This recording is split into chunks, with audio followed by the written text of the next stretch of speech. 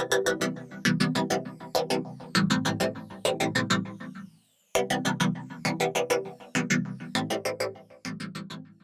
it's Lon Welsh at Your Castle Real Estate, and I've got the July trends for the real estate market here in the Denver metropolitan area, and I wanted to share some of the highlights with you.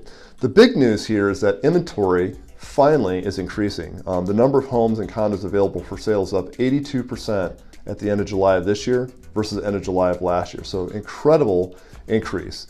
So if you have been a frustrated buyer who's been struggling with like, gosh, there's nothing out there that meets my criteria, or when I find a home or condo that meets my criteria, it's gone in 15 minutes. I think if you look now, you're going to find a really radically different market environment with more to choose from. It's not nearly as competitive as it was. The number of units that got closed was off 32% from this time last year. We attribute that to the fact that the mortgage rates went up so much, so fast, it spooked a lot of buyers out of the market.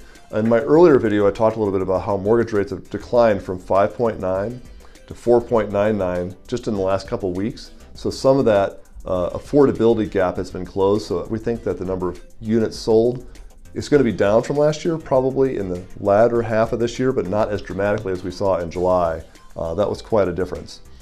Prices are finally starting to get under control. So the average home price in July was off 3% from June. It was still up 11%, however, from July of last year, and that's actually the metric that counts to us. Condos were about the same as homes in this particular case. The important thing here is that the complete unrelenting increase in prices that we've seen over the last couple of years is finally starting to slow down. So for buyers who are kind of strapped for affordability, this should start to work in your favor at least a little bit. Days on market. No particular surprise with the inventory being up by 82%. It now takes about 3 days longer to sell a house than it did this time last year. Still, they're selling pretty quick though. Showings we talked about in an earlier video. They've declined a lot from their peak earlier this year. They're on track now for the historical norm from about 2019, which is a very healthy year. Discounts and premiums. We are still seeing that the average home sells at just less than 1% premium to their final asking price. There's a lot of divergence on that. Some homes and condos are being priced accurately and they're selling at a 2 or 3% premium. Some are being mispriced. They linger for a couple of weeks. There needs to be a price cut and then they sell at a 4% reduction.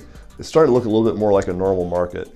Overall, most people are paying about the asking price. The 6 or 7% premiums that we saw at the height of the frenzy, that seems to be all over now.